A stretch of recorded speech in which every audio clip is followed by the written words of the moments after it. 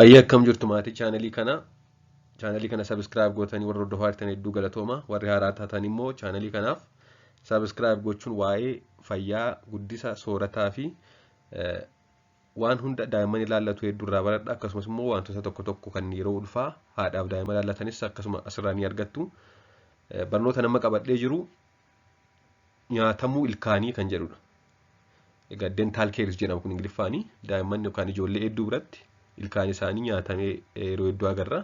Akkasumas immoo kun umurii kamittuu kan uumamuu danda'udha. Kanaafuu daa'imman qofa osoo hin ta'in umurii kamittuu waa'ee nyaatamuu ilkaanii maaltu fidaa, furmaanni maali kan jedhu akka armaan gadiitti hordofaa. Ijoollee ilkaan jalqabaan jiran jechuunis ijoollee milkitiiziin jiran jechuudha. Kan waggaa 2 hanga waggaa 8 gidduu jiran keessaa persentaan 15 yeroo ta'etti yoo xiqqaate ilkaan isaanii tokko ni nyaatama. Kun egaa akka addunyaattiidha. Naannoo keenyatti immoo kun kanaan oliyyuu ta'uu danda'a jechuudha. Milkitiiz yookaan ilkaan dhalootaa ijoollummaadhaan kan jiran ijoollee waggaa 2 hanga waggaa 8 keessaa persentaan 15 ijoollee 100 keessaa ijoolleen 15 ilkaan isaanii yoo xiqqaate ilkaan tokko yeroo ta'etti nyaatameera jechuudha. Kanneen ilkaan dhaabbataa yookaan permanent teeth biqilchanii waggaa 10 hanga 20 gidduu jiran ammoo persentaan 30 yeroo ta'etti ilkaan isaanii tokkoof isaa ol nyaatameera jechuudha.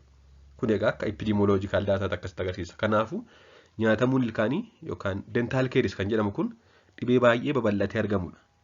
Egaa ijoollee waggaa 10 hanga 20 gidduu jiran persentaan 30 nama 100 keessaa namni 30 ilkaan isaanii tokkoof isaa ol nyaatamee jira jechuun kun baay'ee bal'atee jira jechuudha yeroo hawaasa keessa. Nyaatamuu ilkaaniif kan sababa ta'an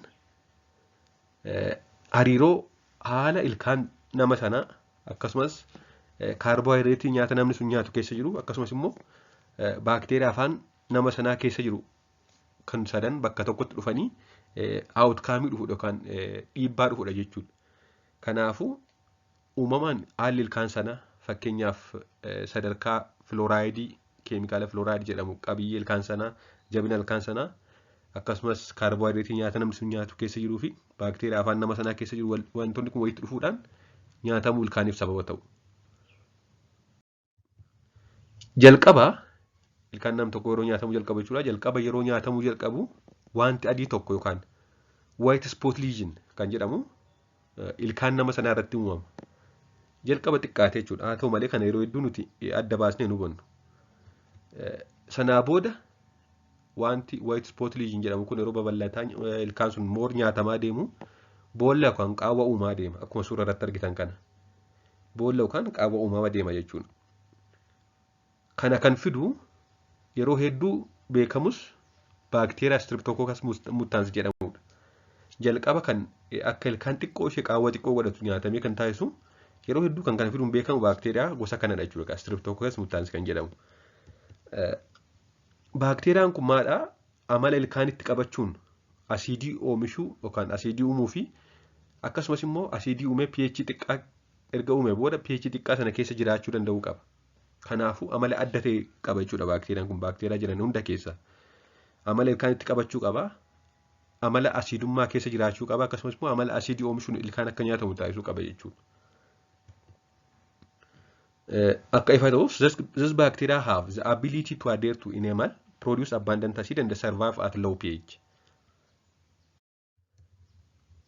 Erga baakteeriyaa kanaan yookaan Streptococcus mutans kan jedhamu kanaan ilkaan nyaatame yookaan erga nyaatamuu eegalee booda erga boolli xiqqoo yookaan qaawwi xiqqoon ilkaan sanatti uumame booda qofaa isaa miti kan nyaatamuu ilkaaniif sababa ta'u.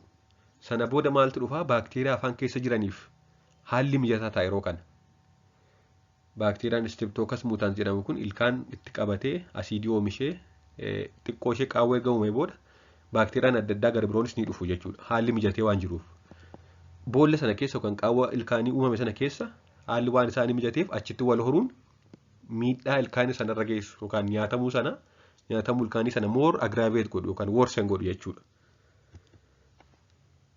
Once the enamel surface cavitates, other olar bacteria or lactobacilli can colonize the tooth, produce acid and foster further tooth demineralization.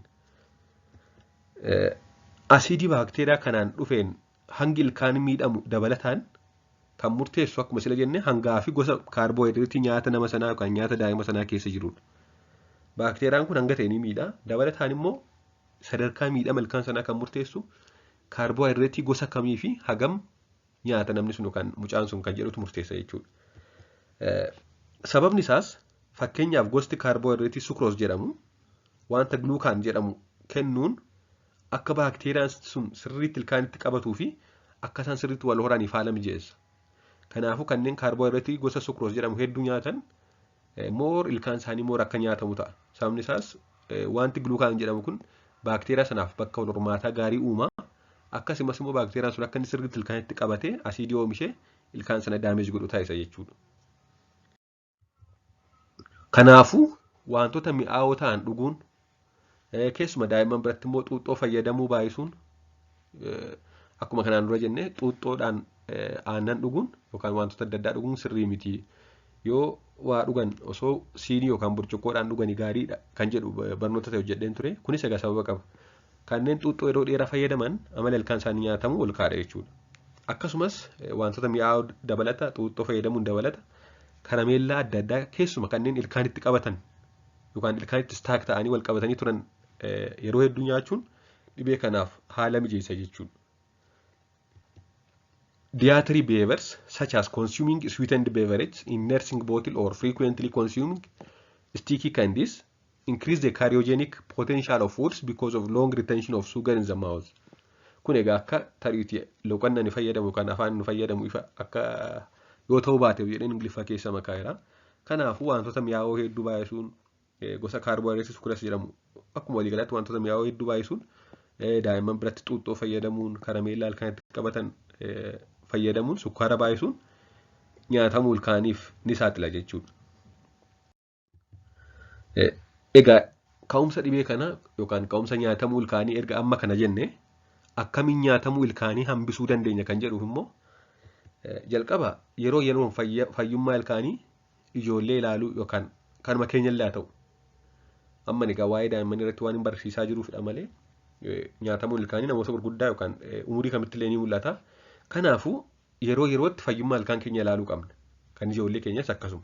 Akkuma suuraa irratti argaa jirtan kana nyaatamuu ilkaanii of ilaallee yookaan daawwitii haala kanaan daawwitii ilkaaniidhaan akkasitti yeroo yeroon xiqqoo ishee qaawwii xiqqoon jiraachuuf dhiisuu ishee wanti adii ta'e irratti bahee wanti ilkaan keessa seenee jiru nyaatamuu ilkaanii kan fakkaatu waan xiqqoo jiraate dursinee dafnee irlii adda baasuu qabna jechuudha.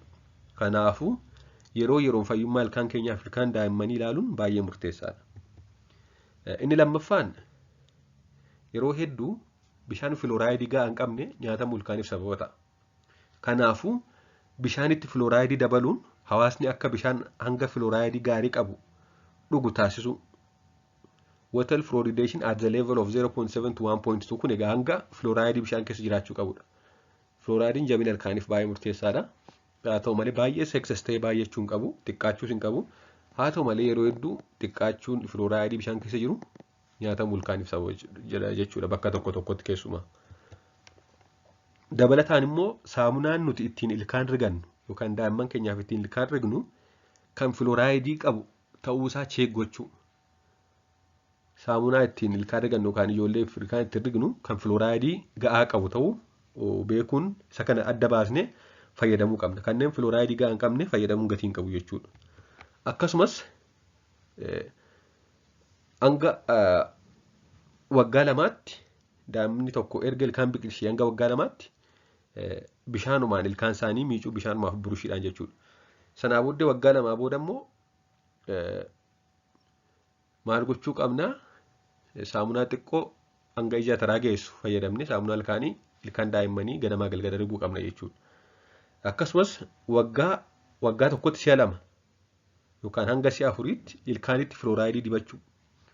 Filooraayidii kanneen ilkaanitti diban jiru kun ogeessatti raawwata. Kanaafuu waggaatti si'a lama yookaan si'a afur ogeessa ilkaanii mariisisnee tariitii dibata filooraayidii barbaaduu danda'a jechuudha ilkaan keenya. Kanaafuu yeroo yeroon cheek godhachuu qabna fayyummaa ilkaan keenyaa jechuudha. Ijoolleen erga ilkaan biqilchanii akkuma amma jenne eegalee hanga waggaa lamaatti burushii fi bishaan qofaan ilkaan miicuu fi waggaa lamaa booda garuu guyyaatti si'a lama saamunaa ilkaaniif filooraayidii ga'aa qabuun miicuu fi yeroo miicuun immoo daqiiqaa 3 akkas daqiiqaa 3 hanga daqiiqaa 5 ilkaan isaanii riguun barbaachisaadha jechuudha. Dabalataan immoo cuunfaa adda addaa kan mi'aawaa ta'an xiqqeessuu, wantoota sukkaara qaban hedduu xiqqeessuun baay'ee murteessaadha. Akkasumas gosa karameellaa kan ilkaan itti qabatanii turan xiqqeessuu, gosa kaarboohayidireetii keessumaa kan sukroos ta'an hir'isuu, wantoota mi'aawoo hir'isuun baay'ee murteessaadha. Kan piroosesdi ta'an yookaan kanneen warshaa galanii samsamamanii yookaan ashagamanii gurguraman kana baay'isuun daa'immaniif gaarii miti jechuudha. Akkasumas immoo xuuxxoo fayyadamuurra siinii yookaan kubbaayyaa fayyadamuun daa'imman waan adda addaa yookaan aannan fa'aa akka dhugan taasisuun murteessaadha. Akkasumas ilkaan cabaa fi qaawwa yoo qabaate, fiishoo yookaan piit yoo qabaate, pilaastika uffisuu, dentaal seelaant jedhaman kuni siil gochuu yookaan uffisuu barbaachisaadha. Kana kan raawwatu hakiimota ilkaaniidha. Kanaafuu xiqqooma ishee nyaatamaa yookaan qaawwa kan qabu yoo ta'e, bakki sun bakka itti baakteeriyaan wal horu ta'a waan ta'eef, kana hir'isuuf immoo ogeessa fayyaa ilkaanii mariisuun baay'ee murteessaadha. Akka walii galaatti waa'ee fayyaa ilkaanii kan hin qabadhee jiru kanadha. Waan na dhaggeeffattaniif hedduu galatoomaa, turtii gaarii.